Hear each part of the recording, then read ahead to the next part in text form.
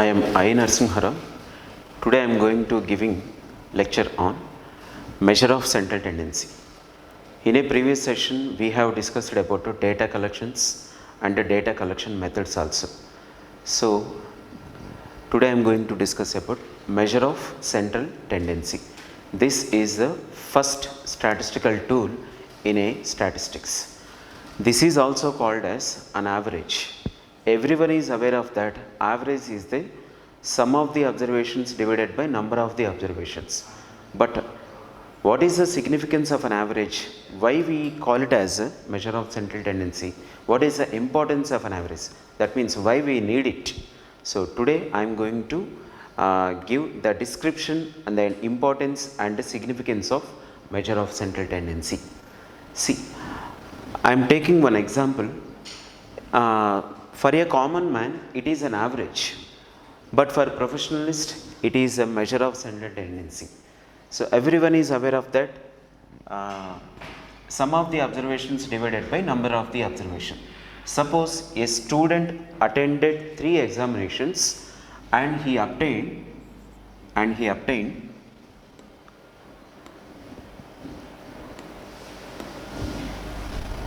marks like this 60, 70 and 80. Okay. Now the average of these numbers is sum of these observations divided by number of the observations are 2. Now the average is, I think it is 70, because data is look like a normal data. If there is a equal distance, there is no need to count that, no need to calculate arithmetic mean, nothing but an average. Here 70, we obtained 70. Where it is located? Arithmetic mean or an average is located at always middle position. That means a central position. So what does it reveal?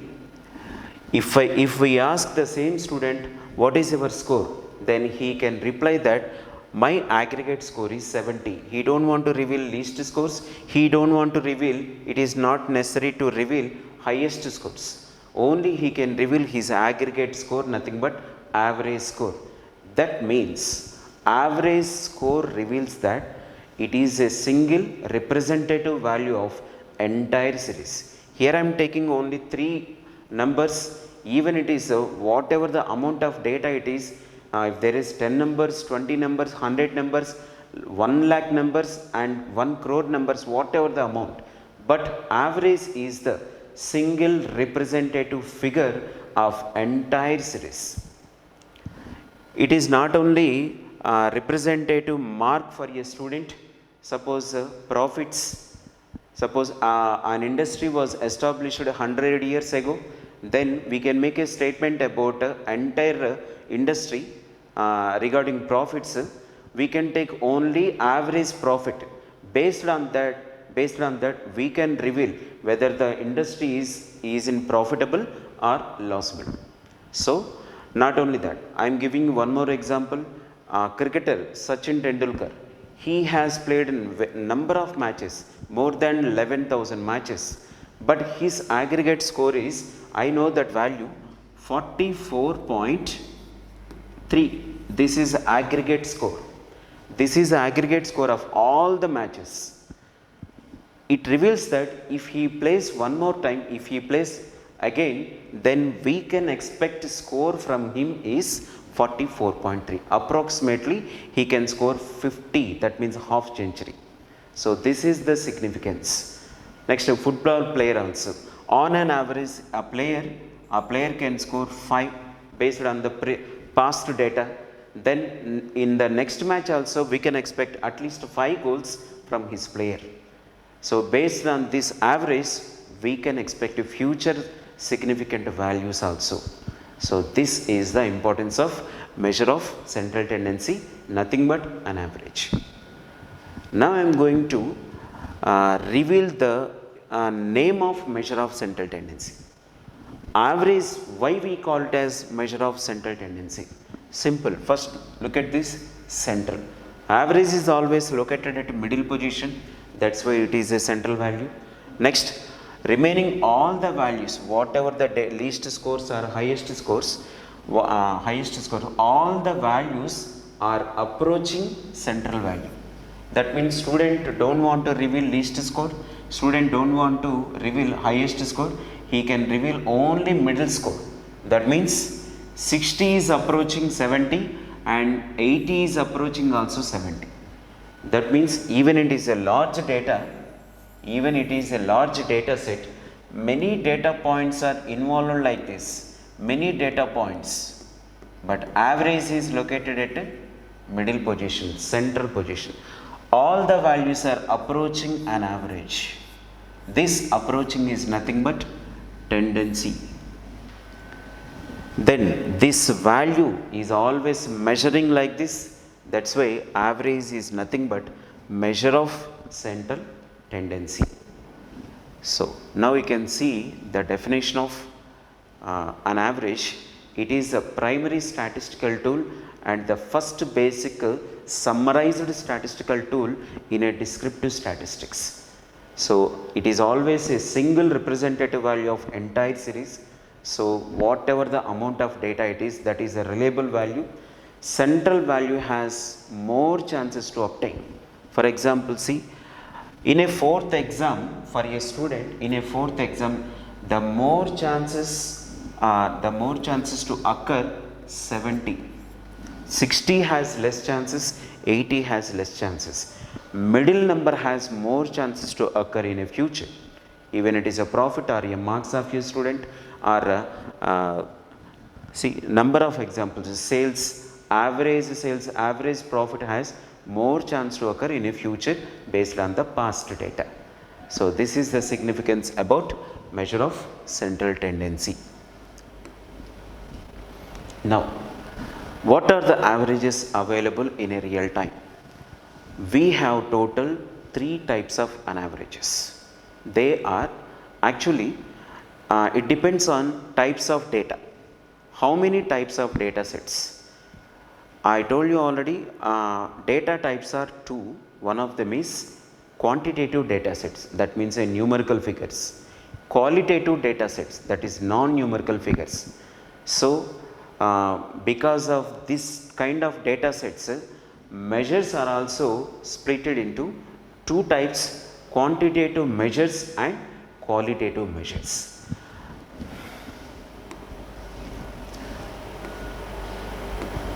Here you can see 3 types of measures. One of them is first mean. Mean is a quantitative measure, that means mean is suitable for particularly quantitative data sets. It is suitable for only quantitative data sets. Only numerical approach is involved in the calculations. Next, mode and median. These two are mean is a quantitative, n quantitative. Next, median and mode 2 are qualitative. That means these 2 measures are suitable for qualitative data sets. So that means a mode and median are suitable for categorical data types. Even it is a numbers, the way of treatment is qualitative. So no numerical calculations involved in it. Just by identification, just by inspection, we can reveal mode and median. But it is not like that. Some mathematical operations are compulsory. That means addition, subtractions, divisions, those are compulsory to obtain mean here. So the first measure, quantitative measure. Before going to define this, everyone is aware of this definition. First of all, what is the significance of mean in the future? Arithmetic mean. Among all the measures, mean, median and mode, among all the measures, mean is the best measure because it has more mathematical properties. The first property is mean is a quantitative measure, that is the best property. Of course, it is suitable for further mathematical analysis also. Not only that, it has more mathematical properties, that's why mean is the best measure among all measure of central tendency. Of course, for a common man, it is a mean or or an average. But mean is again divided into three types. Actually there are three means: arithmetic mean, geometric mean and harmonic mean. Arithmetic mean, these three are mathematical measures, but in a real time world arithmetic mean has mostly applicable. Arithmetic mean is mostly applicable, but what about geometric mean and harmonic mean? They have limited use in the real time world. Very few situations those two measurements are applicable, but most of the time arithmetic mean is applicable. That's why here we can ignore geometric mean and harmonic mean. Only we have to discuss about arithmetic mean, which is mostly applicable in all over the real time, many uncertain situations. So now I am going to discuss formula for arithmetic mean. Simple. I want to tell you one more thing here. x1, x2, x3 and so on xn.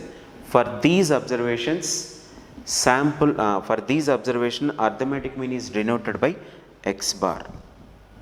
And original approach simple. Sum of those numbers, that means x1 plus x2 and so on plus xn divided by n. So sum of these numbers is also denoted as summation x. Actually it can be called as a sigma for a common man, but now onwards we can call it as a summation. But sigma is another important statistical tool, that is a standard deviation. So now onwards we can call it as a summation x divided by n, and this is a wording definition. X bar, what about this measurement symbol? Here these observations belongs to sample observations only, because we are doing calculations for only sample number of observations. But based on this sample we can make a statement about entire population. So we cannot measure each and every individual in the entire population. That's why always we have to take a sample observations. Based on this we can assess about characteristics about population. That's why always we follow sample observations. Now how to measure an arithmetic mean first. Before going to solve this, again we have to remember about the data types. Actually in a quantitative data sets,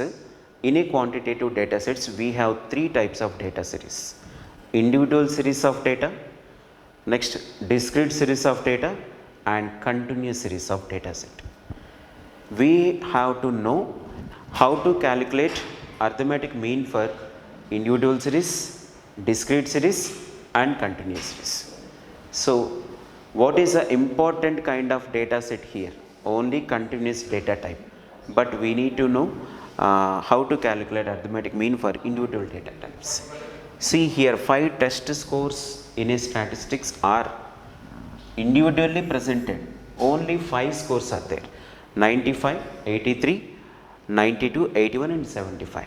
So how to calculate mean? This is a regular procedure. Everyone know about this, how to calculate this. Sum of those observations divided by number of the observations. So after simplifying this approach, then we can get 85.2.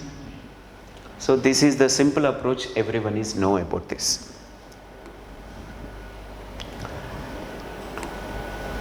So just now, why arithmetic mean is the best measure?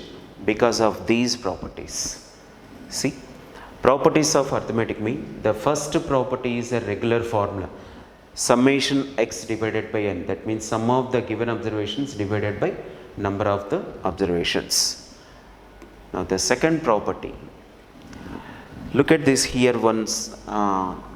Summation x minus m means, I can call it in a wording format: sum of deviations taken from arithmetic mean is always equal to 0 in a normal data set. Here I can give you one example, then I can prove this also. Why it is equal to 0? Here the condition is, I assume that take only some normal data set. X data set. X is a variable, then data set is 5, 6, 7, 8 and 9. Then here M is the arithmetic mean. M is the arithmetic mean. First calculate arithmetic mean for this data. Here total of these terms is summation X is equal to, I think it is 35. Then mean value M is equal to summation X divided by number. That means 35 divided by 5. Answer is, mean answer is 7. Nothing but X bar. Now deviations. X minus M. Take deviations from arithmetic mean. 5 minus 7 minus 2. 6 minus 7 minus 1. 7 minus 7 0 and here is 1 2. Add all the deviations, then we can call it as summation X minus M. Summation X minus M. Look at this term and that term. Sum of deviations taken from arithmetic mean is always equal to, add these numbers minus 2, minus 1, minus 3 and 1 and 2 positive numbers. Negative numbers and positive numbers all got crossed. So answer will be equal to 0. Not only these 5 numbers, whatever the amount it is, even there is a 7 numbers, 9 numbers, 11, 1 lakh numbers or 1 crore numbers. If the data is normal data like this, then if the profits are normal profits like this, then sum of deviations taken from arithmetic mean is always equal to 0. That means mean, if mean is exactly located at middle position, left side of the mean and right side of the means are same. That's why this quantity is always equal to 0. But keep it in our mind, this is suitable for only normal data types. Okay. One more similar property is involved in the arithmetic mean. Sum of squared deviations taken from mean is always minimum. Why it is minimum? I can compare here. Here mean is 7. Here mean is 7 in this example. That means summation X minus 7 whole square. This quantity is always minimum comparing with the other squared deviations. Let's take one example. Summation X minus any other value. Here I took only middle value, that is 7. It is minimum comparing with the other squared deviations. I can take 5 here. Here sum of the squared deviation taken from one of the value except middle value. If I take 5, or you can take a 6, 8 or 9. If I take 5, let's calculate this.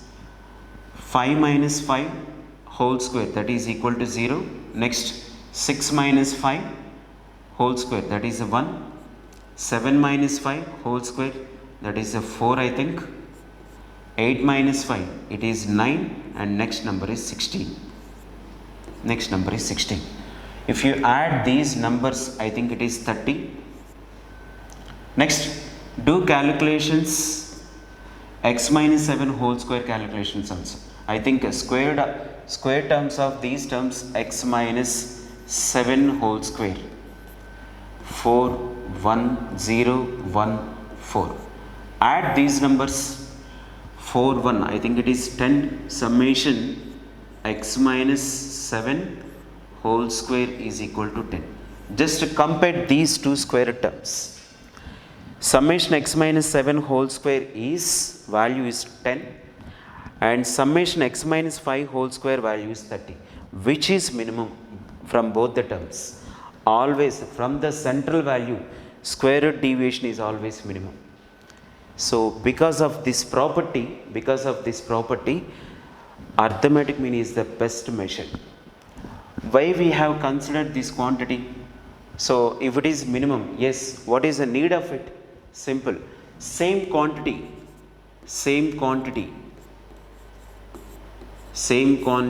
involved in the calculation of standard deviation. This is the formula for standard deviation.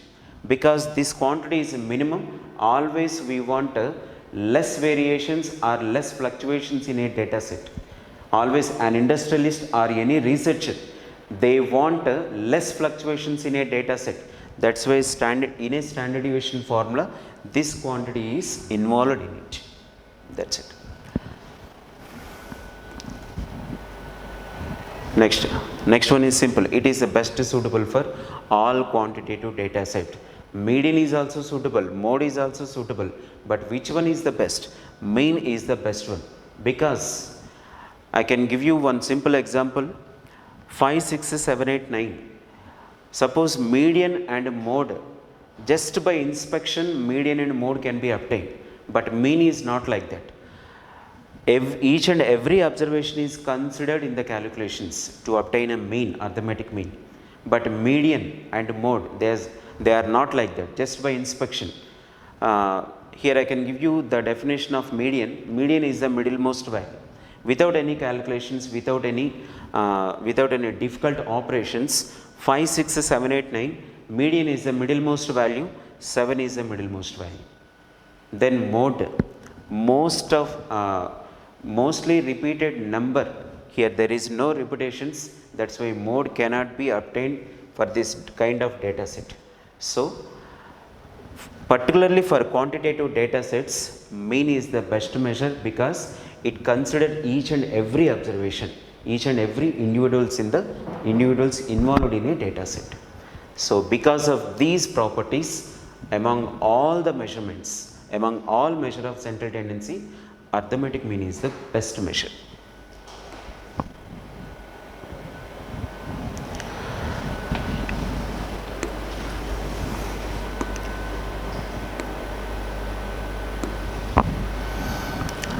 Now here I can give you some deviations for population mean and sample mean. Always we can follow sample mean based on the sample characteristics, and same will be applicable to entire population, because population mean is located at a middle position. This is only assumption, nothing but a parameter, and sample mean is also located at a middle position.